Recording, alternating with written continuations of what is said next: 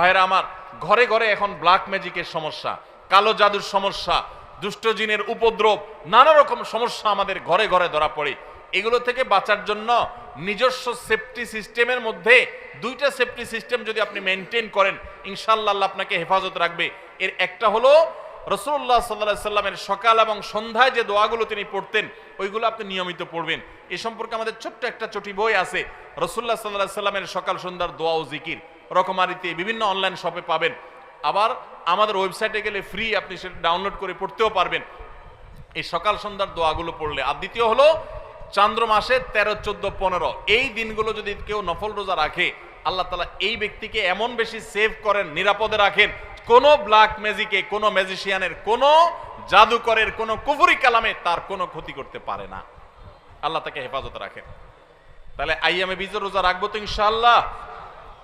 দুই আইটেম পাইলাম, সোমবার, বৃহস্পতিবার আর চাঁদের 13, 14, 15। নাম্বার 3, তৃতীয় নম্বর হলো আশুরার রোজা। মুহররমের 10 তারিখ, তার সাথে 9 তারিখ যোগ করে রাখবেন, দুইটা রোজা।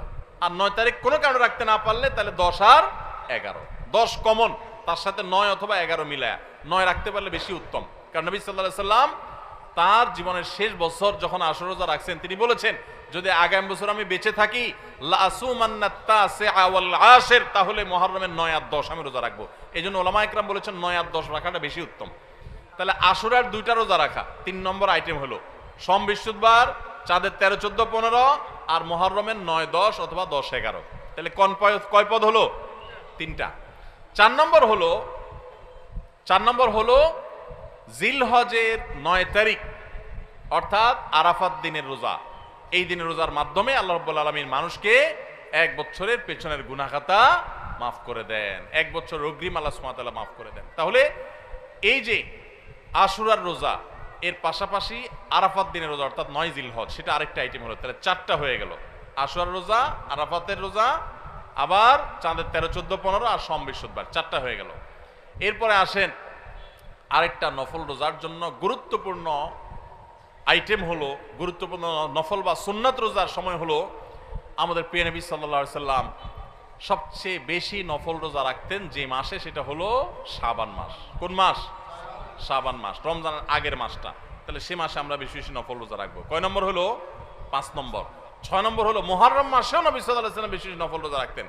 হিজরি বর্ষের প্রথম মাস মুহররম, 6 নম্বর হলো। আর 7 নম্বর হলো যেই মাসটা এখন চলছে শাওয়াল মাস, এই শাওয়াল মাসে কয়টা রোজা রাখা সুন্নত? 6টা রোজা। তাহলে মোট 7 পদ পাইলাম আমরা। সোমবার, বৃহস্পতিবার, চাঁদের 13, 14, 15, মুহররমের 10 এবং 10-এর সাথে মিলায়া 9 অথবা 11, 2টা রোজা। আরাফাতের দিন অর্থাৎ জিলহজের 9 তারিখের রোজা, 4টা গেল নি। আর শাবান মাসে বেশি বেশি রোজা, মুহররম মাসে বেশি বেশি রোজা, কয়টা হলো? 6টা। আর 7 নম্বর হলো শাওয়ালের 6টা রোজা। এই নফল রোজাগুলো, সুন্নত রোজাগুলো রাখবো তো ইনশাআল্লাহ। এখন আর রোজা রাখার ব্যাপারে বেশি ওয়াজ না করলেও চলে। ওয়াজ ছাড়াই মানুষ রাখে। কেন রাখে?